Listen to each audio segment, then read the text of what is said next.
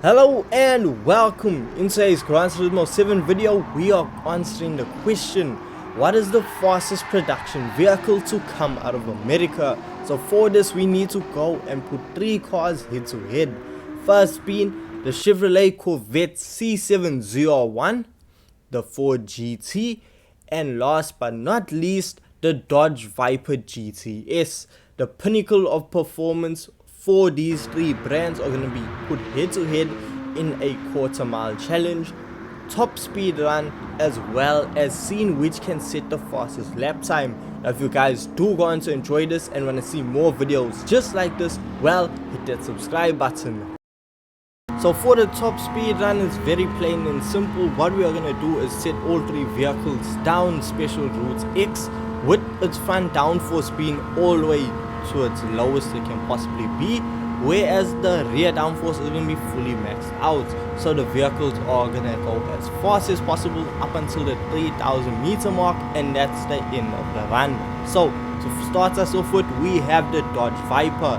So the Dodge Viper has an incredible acceleration, but once we pass that 400 kilometers per hour mark, well, we see the car does not want to keep climbing. So it actually finishes this run off by hitting a top speed of 406 kilometers per hour. Next we're going to jump into the Ford GT.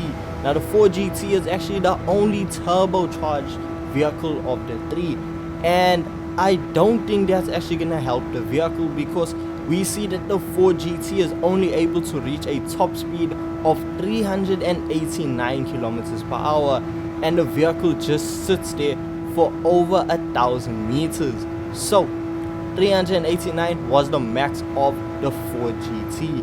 Then we hop on over to ZR1, and this car absolutely blew the Ford GT's top speed out of the water before even reaching the entrance of the tunnel. Then once we hit there, before we reach the exit of the tunnel, we pass the Viper's top speed, and then we see that the C7 ZR1 kept on chugging along up until a top speed of 419 kilometers per hour before the cutoff point.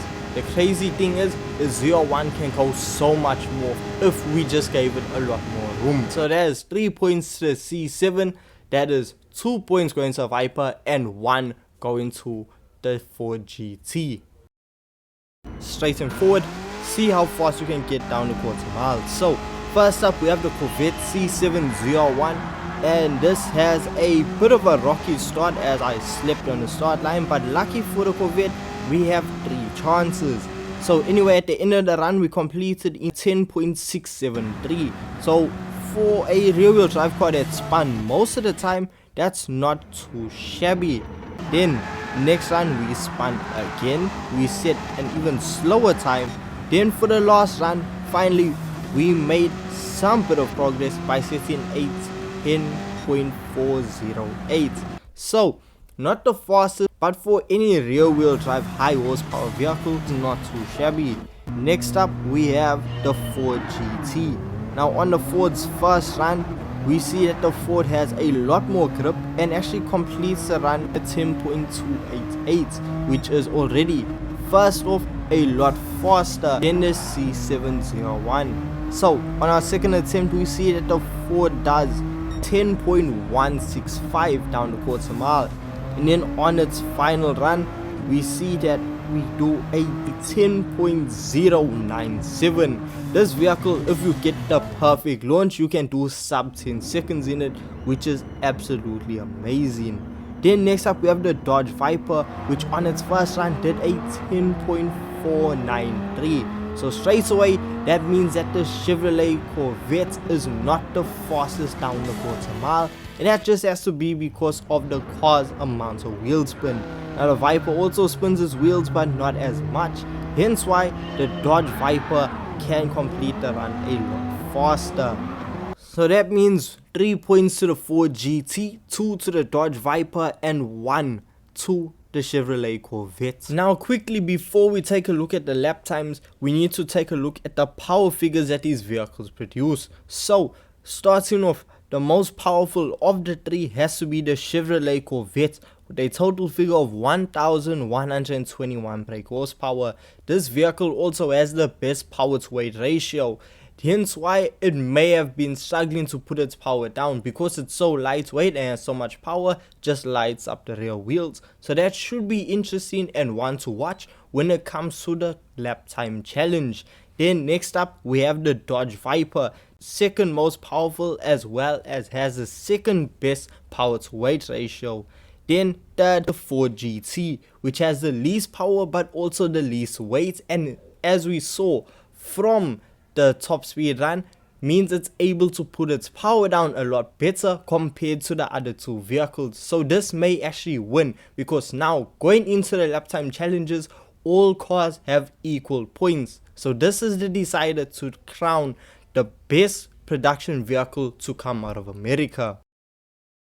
So to test our lap times, well, we are heading over to Blue Moon Bay Speedway, in field A to be exact, because this has the most technical corners around Blue Moon Bay, which should test the American cars handling as well as their top speed, because there is still the long straightaway on the circuit. So the first to take on the circuit is the Chevrolet ZR1. So coming to the first corner, you need to slam on the brakes hard, because you're going to be traveling well over 300 kilometers per hour. So coming up to the next corner, hard on the brakes. Now you don't want to slow your car down too much, because that will slow your overall lap time down. When coming out of corners using the ZR1, your biggest enemy is oversteer. If you get on the accelerator too soon, well, by all means you are not going to be setting a fast lap. Then we see a bit of understeer coming into this corner, then hard on the accelerator, and those rear tires absolutely light up. Then we have come to this very technical slow part of the course, then hard on the accelerator and the rear wheels lights up once again.